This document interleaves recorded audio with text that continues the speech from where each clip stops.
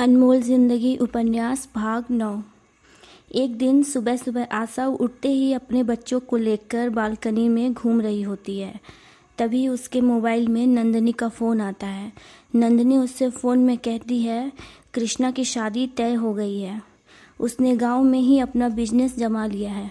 वह दिन भर अपने काम में व्यस्त रहने की वजह से हमारी माँ को समय दे ही नहीं पाता है। पापा भी गुजर गए तो माँ बेचारी घर में अकेली पड़ जाती है। इसलिए उनकी देखभाल अच्छे से हो सके सोचकर कृष्णा ने शादी के लिए हाँ कर दी है। अगले साल उसकी शादी होगी। अभी सिर्फ सगाई हुई है। तब तक तुम्हारे बच्चे भी बड़े हो जाएंगे। फिर तुम शादी में ज़रूर आ सकती हो। नंदिनी की पूरी बातों को सुनने के बाद आशा उससे पूछती है दीदी आपको कैसे पता चला मेरे बच्चों के बारे में। नंदिनी कहती है तुम परेशान मत हो, मैं तुमसे मिलना चाहती हूँ। क्या तुम मेरे घर आ सकती हो? मैं खुद ही तुमसे आकर मिल सकती हूँ। तुम्हें ऐसे मैं परेशान करना नहीं चाहती, लेकिन बात ही कुछ ऐसी है इसलिए। तो हो सके तो शाम को मेरे घर में आना या फिर मुझे फ़ोन में बता देना, मैं खुद ही आ जाऊँगी। नंदिनी का फ़ोन रखने के बाद आशा को बहुत डर लगने लगता है। वह सोचती है कि 1 साल से मैं किसी के भी संपर्क में नहीं थी। इतने महीनों से अपने मालिक के घर में रह रही हूँ और बच्चे भी हो गए हैं। बच्चा किसका है, मालिक के घर में क्यों रह रही हूँ, ऐसे बहुत से अफवाह फैली होंगी बाहर लोगों के बीच। पता नहीं सब मेरे बारे में क्या सोचते होंगे। कुछ तो बाहर चल रहा होगा, नहीं तो नंदिनी दीदी को कैसे पता चलता। नंदिनी को बच्चों के बारे में पूछते हुए जानकर वह बहुत उत्सुक हो गई उससे मिलने के लिए, और उसके मन में अपने लिए क्या सोच रखती है ये जानने के लिए।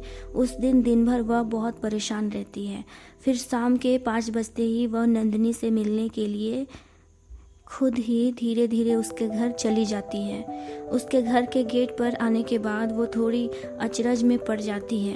उसके घर के अंदर जाने के लिए उसे लगता है पता नहीं वे मेरे बारे में क्या सोचेंगे। फिर थोड़ी देर के बाद उसे नंदिनी स्कूटी में रोड पर आती दिखती है। उसे मुस्कुराते हुए देख वो उससे पूछती है क्या हुआ दीदी, आपने मुझे क्यों बुलाया है? आशा को अकेली आया हुआ देख नंदिनी उससे पूछती है तुम्हारे बच्चों को तुमने नहीं लाया और ऐसी हालत में तुम अकेले क्यों आ गई और घर के बाहर क्यों खड़ी हो?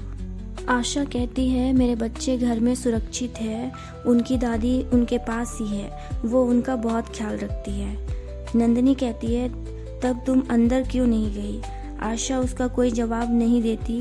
वो अपने दुपट्टे को मुंह में डालते हुए नंदिनी से नजरें चुराकर इधर उधर देखती है। नंदिनी उसे शांत और उदास देखकर अंदर लेकर आती है। अंदर आते ही आशा को उसकी प्रिंसिपल मैडम दिखाई पड़ती है। उन्हें देखते ही वो घबराने लगती है कि पता नहीं वे क्या पूछेंगी और अंदर सभी लोग क्या कहेंगे। अगर सबने मुझसे मेरे बारे में कुछ भी पूछा तो मैं उन्हें क्या जवाब दूंगी। यह सब सोचते हुए वो अपने चेहरे से पसीना पोंछने लगती है। आशा को ऐसे देखते हुए नंदिनी उससे कहती है तुम घबराओ मत, मैं हूं ना, इन्हें तुम्हारे बारे में कुछ भी नहीं पता है। तुम चुपचाप सभी को प्रणाम करते हुए मेरे कमरे में चलो। नंदिनी की बात सुनने के बाद वह अपने आप को रिलैक्स फील करती है। फिर दोनों कमरे में आने के बाद एक दूसरे से बातचीत करते हैं। नंदिनी के पूछने से आशा शुरू से अपने बारे में सारी बातें बता देती है। उसके बाद वह नंदिनी का हाथ पकड़कर उससे कहती है दीदी मुझे नहीं पता था कि ये सब कभी होगा। मैंने तो कभी सोचा भी नहीं था। मैं अपनी ज़िंदगी में कहाँ से कहाँ चली आई हूँ। ये कैसा समय आ गया है। अब आगे क्या होगा मुझे नहीं पता। मैंने अब सब कुछ ऊपर वाले के हाथों में छोड़ दिया है। मैं जितना इन सब चीज़ों से दूर भागती हूँ उतने ही नए नए चीज़ देखने को मिलते हैं। सारा कुछ मेरे सोच से परे है, इसलिए मैं कुछ नहीं कर सकती। लेकिन अब सब पहले से बेहतर चल रहा है। उसकी पूरी बात सुनकर नंदिनी उससे कहती है तुम फिक्र मत करो, तुम आगे के लिए सब कुछ अच्छा करने का कोशिश करो, मेहनत करो, शायद और भी सब ठीक हो जाए, सब कुछ अच्छे में बदल जाए। यह कहकर नंदिनी आशा को दिलासा देती है और बेफिक्र रहने के लिए कहती है। नंदिनी की बातें सुनने के बाद आशा उससे अपने बच्चों के बारे में पता चलने वाली बात पूछती है। दीदी, आपको मेरे बच्चों के बारे में कैसे पता चला? यहाँ के लोगों में पता नहीं मेरे बारे में क्या क्या गलत सलत बातें चल रही होंगी। ऐसा ही है ना दीदी? आशा को ऐसा कहते हुए देख नंदिनी उससे कहती है, आशा तुम ये क्या कह रही हो? तुम्हें तो यहाँ पर कोई जानता भी नहीं। तुम जब से आई हो तब से तो सिर्फ अपने काम में व्यस्त रहती हो, कहीं आना न जाना, किसी से कोई मतलब भी नहीं रखती। तुम्हारी तो यहाँ अस्पताल में काम करने वाली एक स्टाफ के रूप में पहचान है। इसके अलावा तुम्हारे बारे में यहाँ कोई भी कुछ नहीं जानता। वो दरअसल मैं तुमसे मिलने के लिए तकरीबन 7 महीने पहले तुम्हारे मेडिकल में गई थी। तो वहाँ मुझे एक सविता नाम की लड़की ने बताया कि तुम अब अपने मालिक के यहाँ रहती हो। मैंने उससे पूछा भी तुम्हारे बारे में, तो उसने इससे ज़्यादा और कुछ भी नहीं जानती हूँ कहा।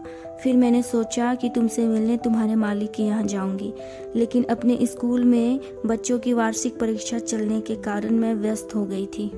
उसके 1 महीने बीतने के कुछ हफ्तों के बाद मैं तुमसे मिलने तुम्हारे मालिक के घर भी गई, तो वहाँ तुम नहीं थी। वहाँ के एक नौकर ने बताया कि 1 दिन पहले ही तुम्हें अस्पताल में भर्ती किया गया है। फिर उसने मुझसे पूछा कि मैं आशा को कैसे जानती हूँ। मैंने उसे अपना नाम नंदिनी बताया और तुम्हारी दीदी हूँ कहा, तो उसने मुझे पहचान लिया। उसने मुझे कहा कि मैं आपको अच्छे से जानता हूँ। आशा हमेशा आपसे ही फ़ोन में बातें करती रहती है। मैंने उसे आपका नाम लेकर बातें करते हुए कई बार देखा है। फिर उसने मुझे घर के अंदर बिठाया, चाय नाश्ता दिया। उसने मुझसे कहा, मेरा नाम विनोद है, मैं मालकिन के यहाँ 25 सालों से काम कर रहा हूँ, इसलिए मैं उनके लिए ख़ास हूँ, तो मुझे सब मालूम रहता है। फिर मेरे पूछने से उसने मुझे तुम्हारे बारे में बताया। सारी बातें बताने के बाद उसने मुझसे विनती की और कहा कि आप आशा की दीदी हो, इसलिए मैं उनके बारे में सारी बातें आपसे कह रहा हूँ। ये मेरे मालिक के घर की बातें हैं, कृपया आप इसे कहीं दोबारा मत दोहराना, नहीं तो ये बातें फैल जाएंगी और लोगों के बीच क्या क्या बातें बनने लगेंगी। उसकी बातों को सुनने के बाद मैं तुमसे मेडिकल में आकर मिलना चाहती थी और वहाँ गई भी, लेकिन तुम्हारा अच्छे से ख्याल रखते हुए, पूरी देखभाल करते हुए मैंने वहाँ तुम्हारे मालिक और उनकी माँ को देखा, तो मैं वहाँ से वापस आ गई। घर आने के बाद मुझे लगने लगा कि अभी तुमसे मिलना ठीक नहीं होगा, क्योंकि जब तुम्हारी देखभाल अच्छे से हो ही रही है और वे लोग भी अच्छे और तुम अच्छे और तुम्हारी हालत भी ठीक नहीं है, ऐसे में अगर मैं जाऊंगी तो तुम मुझे देखते ही परेशान हो जाओगी। मुझे उचित नहीं लग रहा था। ये सोचते हुए मैं तुम्हारे सामने नहीं गई, लेकिन मैं हर रोज़ वहाँ जाकर तुम्हें देख ताक कर आया करती थी। पर फिर तुम वहाँ से डिस्चार्ज होकर चली गई, तो मैं तुमसे मिल नहीं पाई, क्योंकि उसी समय से मैं अपने भाई के चक्कर में फंस गई। उसने कितनी मुश्किल में एक लड़की को शादी के लिए पसंद किया। यह कहकर नंदिनी अपने सर पर हाथ रखते हुए आशा की तरफ गौर से देखती है। आशा उसको अपनी तरफ देखते हुए देखकर उससे पूछती है, कृष्णा ऐसा कर रहा था क्यों दीदी? उसे उसकी पसंद की लड़की जल्दी मिल नहीं रही थी क्या? आशा का सवाल सुनते ही नंदिनी चुप हो जाती है। उसके आंखों में आंसू आ जाते हैं और वो आशा को गले से लगाकर उसके पीठ में थपथपाते हुए उससे कहती है, क्या तुम्हें पता है आशा, कृष्णा तुम्हें पसंद करता था।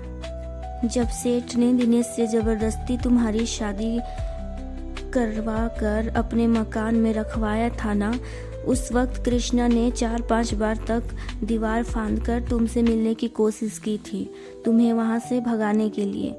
वह तुम्हें वहां से निकालकर कहीं दूर ले जाना चाहता था, लेकिन हर बार वह नाकामयाब हो जाता था। फिर महीनों बाद गांव में चूना सेठ ने खबर दी कि तुम और दिनेश दूसरे शहर में कमाने खाने चले गए हो। यह जानने के बाद कृष्णा को कुछ भी समझ में नहीं आ रहा था। उसे लगा कि तुम्हारे और दिनेश के बीच में सब ठीक ठाक है, शायद इसलिए तुम लोग साथ चले गए। यही सोचकर वह शांत हो गया था। फिर जब हम तुम्हारे घर यहाँ से रात में गए थे, वह तुमसे मिला उस वक्त उसे पता चला कि दिनेश के साथ तुम नहीं गई थी। तुम्हारी गांव से बाहर आने वाली पूरी बात और तुम्हारे साथ हुई घटना को जानने के बाद वह तुम्हारे बारे में सोचने लगा। वह तब भी तुम्हें अपनाना चाहता था, लेकिन घर में हमारे माँ और पापा नहीं चाहते कि तुम हमारे घर में बहू बनकर आओ। पापा तो पहले ही एक हादसे में गुजर गए थे और जीते जी वो ऐसा कभी होने नहीं देते, क्योंकि गांव में तुम्हारे बारे में सबको पता था और तुम दिनेश के साथ रह चुकी थी। सेठ ने जब मेरे पापा को पहली बार धमकाया था तुम्हारा पक्ष लेने की वजह से, उस वक्त उसने माँ पापा से ये भी कहा था कि तुम दिनेश के बच्चे की माँ बनने वाली हो, और इस बात को वो सच समझते थे। पापा के गुजर जाने के बाद भी माँ उनके मर्जी के खिलाफ होने नहीं देती, इसलिए कृष्णा ने किसी से भी अपने प्यार की बातें नहीं कही। उसने जाना कि शहर में तुम काम के साथ साथ पढ़ाई भी कर रही हो तो वो खुश था। उसने सोचा कि कुछ साल और बीत जाएंगे और अगर तुम्हारी नौकरी भी लग जाएगी, फिर चाहे कोई कुछ भी बोले वह शादी तुमसे ही करेगा। यही सोचकर उसने तुम्हें या मुझे कुछ भी नहीं बताया। उसने तुम्हारे लिए बहुत मेहनत की। इतने सालों में अपना अच्छा खासा बिजनेस भी खड़ा कर लिया, सिर्फ तुम्हें अपना प्यार बताकर सबके सामने अपनाने के इंतजार में। पर जब वह अपने पैरों में पूरी तरह खड़े होकर तुमसे मिलने आया था, तुम्हें अपने प्यार की सच्चाई बताने आया था, तो जब वो तुम्हारे मेडिकल में गया तो उसने सोचा कि तुम अभी काम में व्यस्त होगी, इस वजह से अच्छे से बात भी नहीं हो पाएगा, इसलिए वह मेरे घर में आकर शाम होने का इंतजार करने लगा। शाम होते ही वह तुमसे मिलने गया तो उसने तुम्हें प्रेगनेंसी की हालत में देखा। फिर उसके दिल की बात उसके दिल में ही रह गई। तुम शायद उस वक्त रोड में टहलने के लिए निकली हुई थी। उसके बाद कृष्णा तुरंत ही वापस आ गया। आने के बाद उसने मुझे अपने दिल की सारी बातें बताई। उसके बताने के बाद ही मैं तुमसे मिलने के लिए कुछ महीने पहले गई थी। तुम्हारे अलावा उसके लिए सब कुछ खत्म हो गया था। तुम्हारे अलावा कृष्णा किसी और से शादी करना नहीं चाहता था। उसके लिए सब कुछ खत्म हो गया था। फिर वह गांव चला गया। इस वजह से वह बहुत दुखी हो गया था। फिर माँ ने उसे शादी के लिए बहुत ज़बरदस्ती की। मैंने उसे समझाया। उसके बाद बहुत मुश्किलों से कितनी लड़कियों को देखने के बाद कृष्णा ने एक लड़की को शादी के लिए हाँ कहा। कृष्णा के मामले में ही 5 से 6 महीने निकल गए। उसके बाद जब सब कुछ ठीक हो गया, कृष्णा ने सगाई कर ली और 3 सालों के बाद शादी करना चाहा। 3 सालों के बाद वह शादी करना चाहता था, लेकिन मैंने उसे समझाया। तब वो अगले साल शादी के लिए हाँ कह रहा है। तब मैंने कृष्णा के मामलों से बाहर आते ही तुमसे मिलना चाहा, इसलिए मैंने तुम्हें अपने घर पर बुलाया। तुम्हारे और तुम्हारे मालिक के बीच प्यार मोहब्बत कुछ भी नहीं है, यह मैं नहीं जानती थी और मैंने ऐसा कभी सोचा भी नहीं था। इसलिए मैंने सोचा कि अगर इन सारी बातों को मैं मालिक के यहाँ करती हूँ और किसी के कानों में कुछ भी भनक पड़ जाती है तो पता नहीं क्या होगा। यही सोचकर मैंने तुम्हें अपने घर बुलाया। आशा सब कुछ सुनने के बाद मन में सोचती है कि कृष्णा ने इतनी बड़ी बात मुझे छुपा रखी थी। उसके बाद वो नंदिनी से कहती है, जो होना था वो तो हो गया, वो हो ही गया दीदी, अब इन सब के बारे में सोचकर कोई फायदा नहीं है, कहकर वो नंदिनी को देखते हुए अपने चेहरे में छोटी सी मुस्कान लाती है। सारी बातें करते करते लगभग 2 घंटों से ऊपर हो जाते हैं। तभी आशा के पास उसके मालकिन का फ़ोन आता है। वे आशा को घर बुलाती है। इतने दिनों के बाद मिल के बातें करने से उन्हें पता ही नहीं चलता कि शाम से रात हो गई है। लगभग 8 बजने वाले होते हैं। आशा जाने के लिए बाहर आती है। तभी नंदिनी के फ़ोन में उसके पति का ज़रूरी कॉल आ जाता है और वो अपने देवर से आशा को घर तक छोड़ने के लिए कहती है। कहते हुए अंदर कुछ काम से चली जाती है। आशा उसके देवर के साथ घर आ रही होती है। उसी वक्त उसके मालिक अपने कार में कहीं से आ रहे होते हैं। वे रास्ते पर आशा को नंदिनी के देवर देवर से बातें करते हुए और आते हुए देख लेते हैं। फिर उनके पीछे ही वे अपनी कार की स्पीड धीमी करके आ रहे होते हैं। आशा अपने बच्चों को पहले कभी भी इतने देर तक छोड़कर नहीं रही थी, इसी वजह से उसका पूरा ध्यान बच्चों पर रहता है। वह हड़बड़ाती हुई जल्दी जल्दी जा ही रही होती है। तभी अचानक उसकी सैंडल टूट जाती है और उसका पैर फिसल जाता है, जिसकी वजह से वो नंदिनी की देवर को पकड़ते हुए वहीं पर गिर जाती है। आशा को नीचे गिरे हुए देखकर नंदिनी का देवर उसे पकड़ते हुए नीचे से उठाता है। गिरने के वजह से आशा के पैर में मोच आ जाता है और उसे चोट भी लग जाती है, जिसमें खून बहने लगता है और वो चल भी नहीं पाती। उसे बहुत दर्द होता है। नंदिनी का देवर आशा को उठाकर थोड़ी दूर रोड के किनारे ले जाकर पुल पर बैठाता है।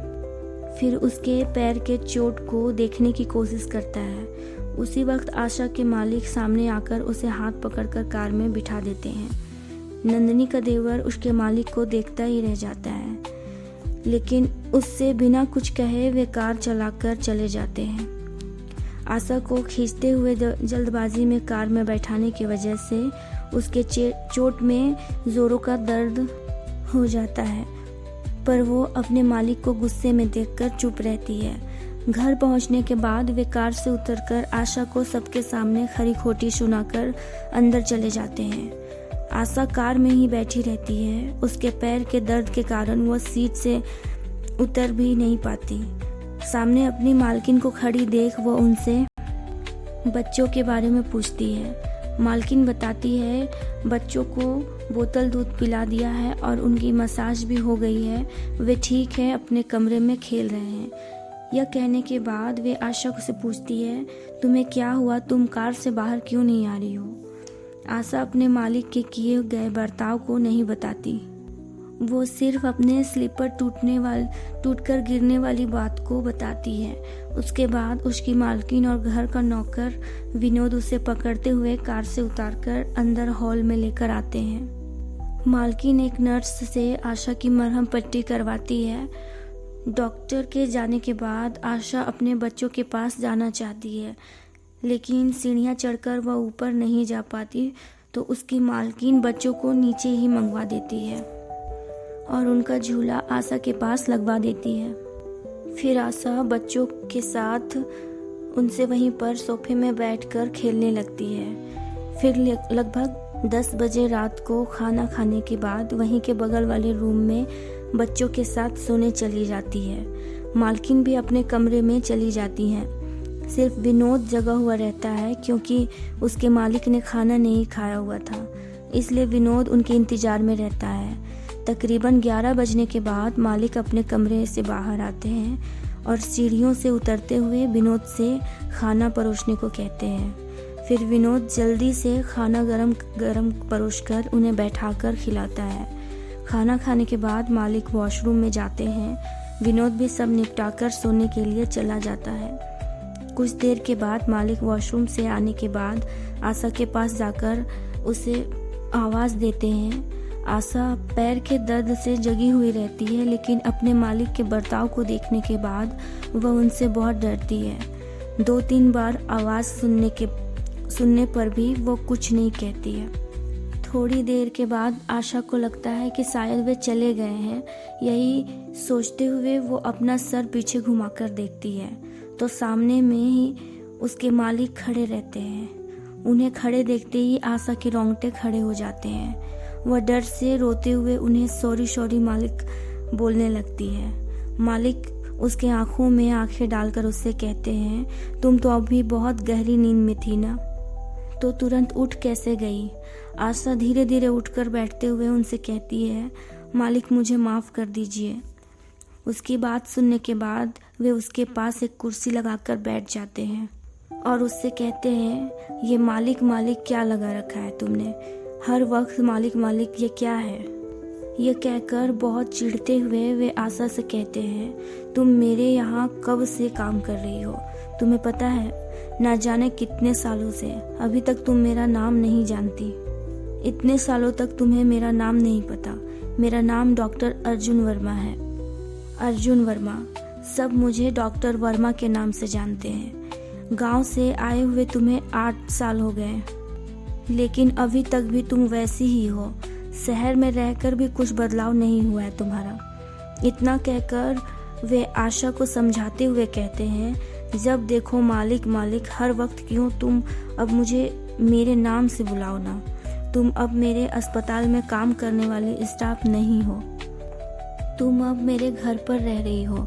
सब कुछ बदल गया है। तुमने मेरे बच्चों को जन्म दिया है तो तुम्हारे लिए रिस्पेक्ट है मेरी नज़रों में, ठीक है। कहकर वे आशा को दर्द की दवा देकर चले जाते हैं। उनकी बातों को सुनने के बाद आशा बहुत खुश होती है।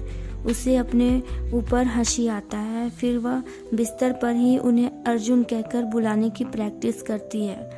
उनके ख्याल में वह अपने पैर के दर्द को भूल ही जाती है। थोड़ी देर बाद उसे लगता है कि वे चले जा चुके हैं, इसलिए वह घंटों तक प्रैक्टिस करती रहती है। फिर अचानक अर्जुन उसके कमरे के अंदर आ जाते हैं और कहते हैं, तुम्हारा हो गया है तो मैं अब आराम कर लूं।